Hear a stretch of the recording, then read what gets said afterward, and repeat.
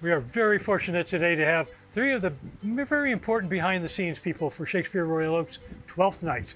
And we'll start with the properties manager, JM Ethridge, the costumer, Mary Copenhagen, and the director, Schroeder. So let's take a listen to what they all have to say about what their characters does, but most importantly, what you've done in the past at Shakespeare Royal Oak. JM? I've been on stage, off stage, backstage, selling popcorn, selling tickets, but for this show, I'm not only on stage, but I get to be properties manager as well. I was properties manager last year for Love's Labor's Lost and had a lot of fun buying things and finding things and making sure they were appropriate. So this year, since we're pirate themed, I got to have fun finding swords and money bags and a spyglass and tankards and all the pirate things. If you think of a pirate, we're probably going to have it on that stage. Is anybody wearing an eye patch? I don't think anybody's wearing an eye patch. We'll have clear vision. Yet. Oh, okay. That's a costumer question. Oh, okay. Well, let's go to the costumer. Mary, what have you got there that you can show us that have been put together for this show?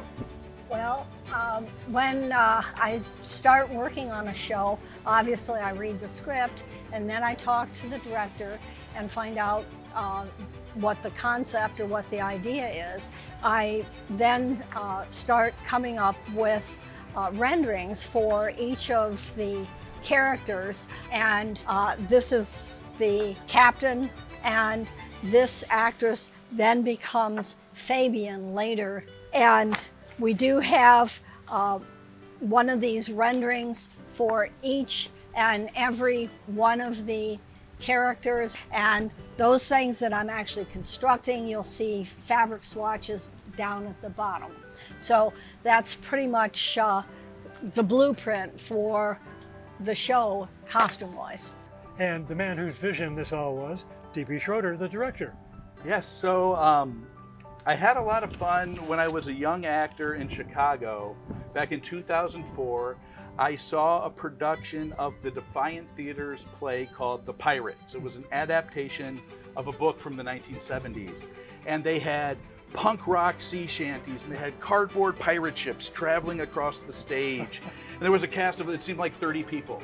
And I just had so much fun as an audience member, and I filed away somewhere in my mind, okay, pirates on stage.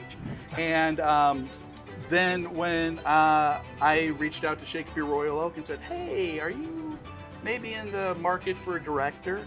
They said, well, what do you got? What's an idea? And I came to Twelfth Night, and the pirate idea just kind of clicked into place.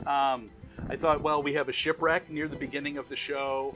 We have Antonio, who in the text Shakespeare calls a pirate for us. So it's right there. There's almost 40 references to the sea in the text. So the ocean really is another character.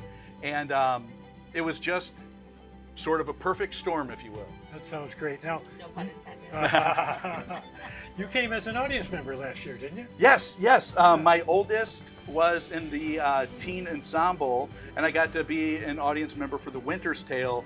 But Craig Esther, who directed Love's Labor's Lost, did such an amazing job last year. Yep. I just, the energy was infectious, and just sitting in my chair, I was like, this is something I hope to have the opportunity to be fortunate enough to have a part of. And luckily enough, I'm here. Here we all are. All right, this sounds like the making of a very good production.